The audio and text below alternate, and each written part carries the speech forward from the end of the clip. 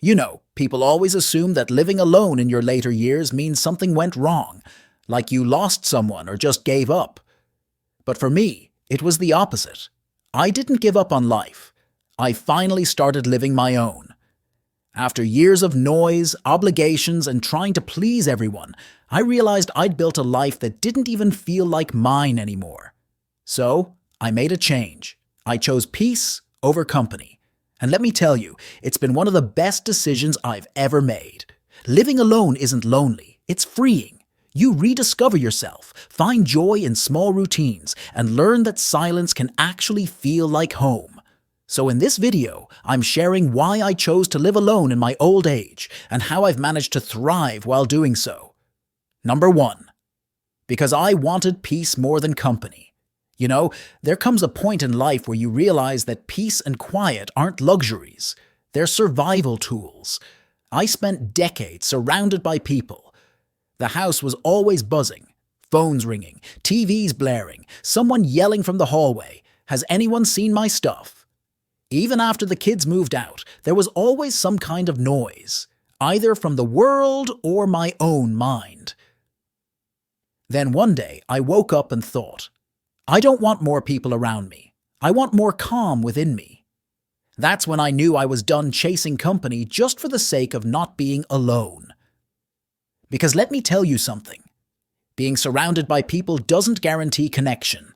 Sometimes it just guarantees exhaustion. When I finally started living alone, that first week was almost eerie. I remember sitting in my kitchen one evening and realizing I could actually hear the clock tick. No chatter, no TV hum, just silence. It was unnerving at first, like I was waiting for someone to walk in and break it. But slowly, that silence started feeling like a warm blanket. Now I look forward to it. Mornings start slow. Just me, a cup of coffee, and whatever birds decided to sing outside my window that day. I don't rush. I don't explain myself. I don't apologize for enjoying a quiet meal with no small talk. A friend of mine, George, once said, "I used to think I needed company to stay sane. Turns out I needed quiet to feel human." He's right. Peace lets you breathe again. And don't get me wrong, I still love people. I still meet friends, call my kids, share laughs. But I get to choose when. My peace isn't up for negotiation anymore. These days, I'd rather have the sound of rain on my roof than a room full of chatter. Company is nice, but peace is sacred. 2. Because I was tired of being needed all the time. For most of my life, my existence revolved around taking care of someone or something. Kids, spouse, work, aging parents, pets, you name it. I carried it. And don't get me wrong, I don't regret any of it. I'm proud of it. But somewhere along the way, being needed became my full-time identity. Every time I sat down to rest, someone would call out, "Can you just help me with one thing?" And that one thing would turn into 5. It's funny. You start off feeling useful, then one day you realize you're just tired. Not physically tired, but soul tired. That's when I realized I wasn't living my life anymore. I was living on everyone else's schedule. Their problems became my to-do list. So, when I decided to live alone, people assumed I was being selfish. "You don't want to be around your family?" they asked. Nope, it wasn't that. I just wanted to stop being on duty 24/7. I wanted to wake up one morning and have no one depend on me for anything. The first time that happened, it felt weird. I made breakfast. Just enough for one. No one needed me to find a missing shoe. No one expected me to fix the Wi-Fi. It was just me and my eggs. And you know what? They tasted better than they had in years. Living alone gave me a kind of rest that vacations can't. It's the rest that comes when you're not constantly scanning the room, wondering who needs you next. Now don't misunderstand. I still love helping my family. I'll show up if someone truly needs me. But it's different now. I'm no longer the default fixer. I've learned to say, "You'll figure it out." And that's not selfish, that's healthy. My neighbor Betty once said, "I raised 3 kids. ran a household, and managed a business. I've earned the right to sit in silence and eat cookies for dinner. Amen, Betty, amen. When you've spent your whole life being needed, learning to just be is the best kind of freedom there is. 3. Because I wanted to age on my own terms. You know what I've noticed? As soon as you hit a certain age, everyone becomes an expert on how you should live. Maybe you shouldn't live alone. You should move in with family. You shouldn't be driving anymore. You should eat more vegetables. I swear, people start treating you like you're a fragile antique instead of a functioning adult. And I get it. They mean well. But after a while, you start to feel like your life's being managed by committee. Every decision is second-guessed. Every choice is analyzed. That's when I decided, no more. I want to age on my own terms. If I fall, I'll get back up. If I can't, I'll call for help. But I'll be the one making those calls. I've earned the right to make my own mistakes and learn from them. There's a kind of dignity in being independent, even if it's imperfect. Sure, sometimes I drop a jar and mutter a few colorful words. Sometimes I forget to defrost dinner and end up eating cereal. But that's okay, because those are my mistakes, my routines, and my life. Living alone keeps me sharp, too. When there's no one else to rely on, you keep your mind active. You problem solve. You stay alert. And honestly, it feels good to know I can still handle things. I remember a guy on YouTube saying, "My kids wanted me to move in with them." I said no. I want to see how capable I still am. I laughed when I heard that, but I also nodded, because that's exactly it. Independence isn't stubbornness. It's pride in your ability to still steer your own ship. Sure, there are risks, but there are risks in everything. I'd rather risk tripping over a rug in my own home than lose myself in someone else's. Aging on your own terms doesn't mean pushing people away. It means knowing your worth, knowing that you're still capable, still strong, and still you. So when people ask, "Why do you live alone?" I just smile and say, "Because I still can." And that matters to me. 4. Because I wanted freedom from judgment. I don't know about you, but I reached a point in life where I just got tired of being observed, not criticized necessarily, just watched. When you live with people, even the smallest habits become public events. You pour yourself a drink on a Tuesday night? Someone raises an eyebrow. You take an afternoon nap? Suddenly you're sleeping too much. You leave dishes in the sink? Someone's sighing dramatically in the background. So one day I thought, what if I lived somewhere where no one keeps score? That's what living alone gave me. Total, guilt-free, judgment-free space. I can eat pancakes at midnight. I can play Johnny Cash at full blast. I can wear mismatched socks for a week and nobody cares. You'd be surprised how peaceful life gets when you don't have to explain yourself. I used to share a house with my brother for a bit after my divorce. Great guy, love him. But man, he was always watching. I'd grab chips for dinner and he'd say, "That's all you're eating?" Or I'd come back from a walk and he'd ask, "You didn't wear sunscreen again, did you?" I started feeling like a teenager under parental supervision all over again. Now, when I walk into my kitchen, it's just me and my appetite. If I decide to make coffee at 10 p.m., I do it. If I want to eat standing up while watching old westerns, I do that too. Lately, I've been using a 4-week meal plan with grocery lists that keeps things simple and balanced. Nothing fancy, just real food that doesn't take all day to make. It's been a game changer for cooking for one and staying consistent without overthinking every meal. If you want to check it out, I'll leave the link down in the pinned comment. And it's not just about food or routines. It's about freedom of being. You start relaxing in your own skin again. You stop performing. You stop adjusting your personality to fit the room. That's one of the biggest gifts solitude gives you. You rediscover what authentic comfort feels like. A woman I once met said, "I don't even wear makeup around my own house anymore." I smile at myself in the mirror and say, well, this is who's left, and she's doing just fine. That line made me laugh, but it's also beautiful. When you live alone, you learn to stop editing yourself. You can just be. without anyone voting on whether it's appropriate. 5. Because I needed space to heal and reflect. You can't reach your 60s or 70s without a few emotional scars. Life leaves its marks. Losses, heartbreaks, regrets, the what-ifs that echo at night when everything goes quiet.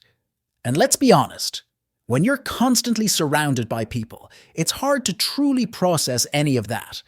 You're always putting on a brave face, playing the role. You say, "I'm fine," because you don't want to worry anyone. But inside, you're carrying stories that never really got to breathe. That's why I needed solitude. I didn't choose to live alone because I disliked people. I chose it because I wanted to face myself without distraction. When you live alone, you can actually sit in silence long enough to hear your own thoughts again. And at first, that's uncomfortable. Because those thoughts aren't always kind. They bring up memories, mistakes, things you thought you'd buried. But if you stay patient, you start to notice something. Healing sneaks in through that silence. I remember one night, a year or so after my first wife passed, I was sitting in my living room staring at an old photo of us.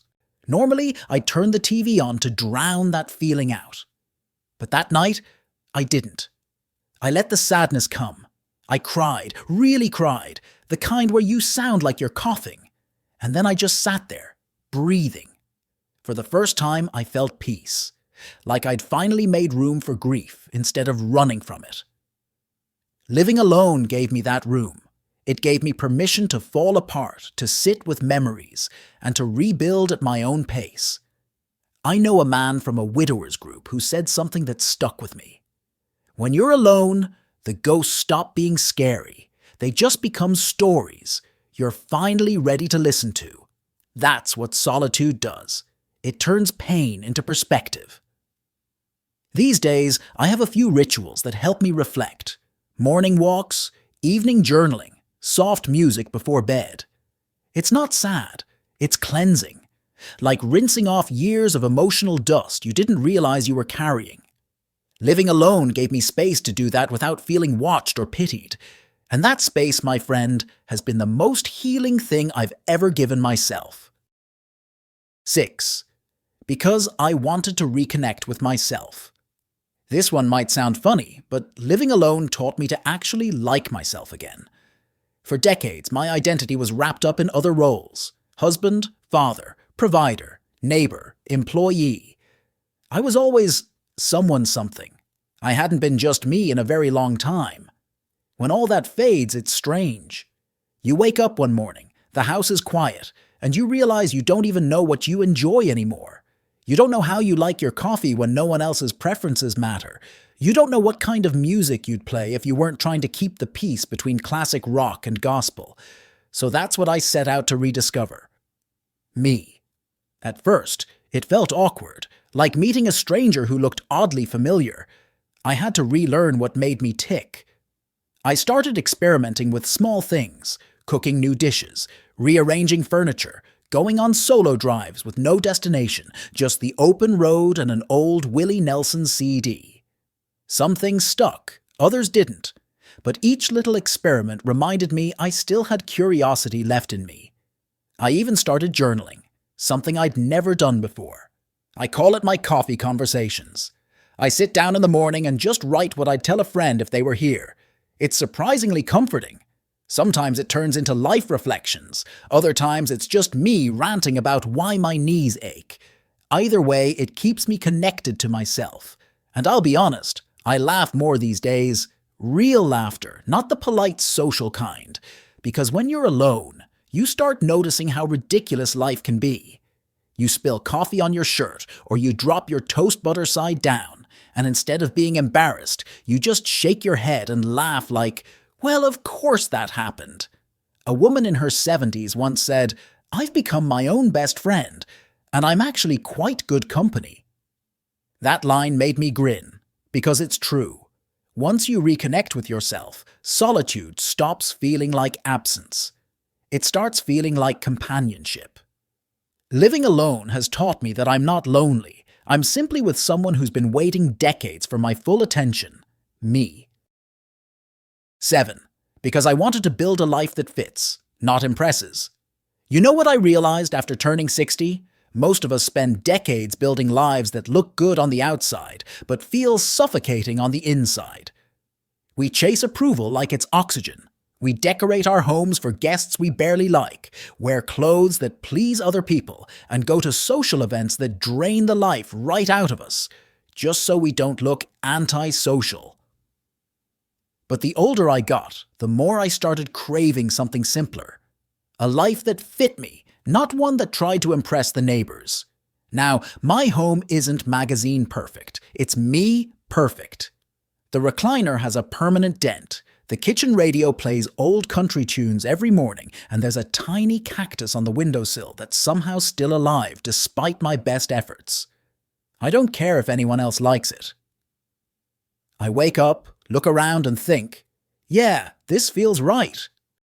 One lady I chatted with online said something that stuck with me. I used to decorate my house to impress my guests. Now I decorate for the woman who drinks coffee here every morning. Me. That's the essence of it. When you stop living to prove and start living to enjoy, everything changes. You walk lighter. You breathe easier. You finally feel at home, not in a house but in your own life. 8. Because I wanted control over my energy. You ever notice how some people can drain you just by walking into the room? I swear, there are folks who can make a sunny morning feel like tax season. When you live with others, family, friends, even a well-meaning partner, your energy is constantly being tugged at.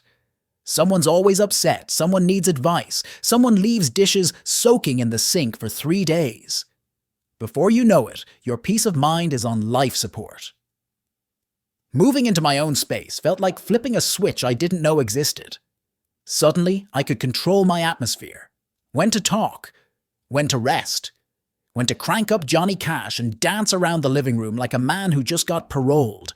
It's not about isolation, it's about energy management. I decide who gets access to my peace. I decide when to recharge. There's no guilt in saying, not today.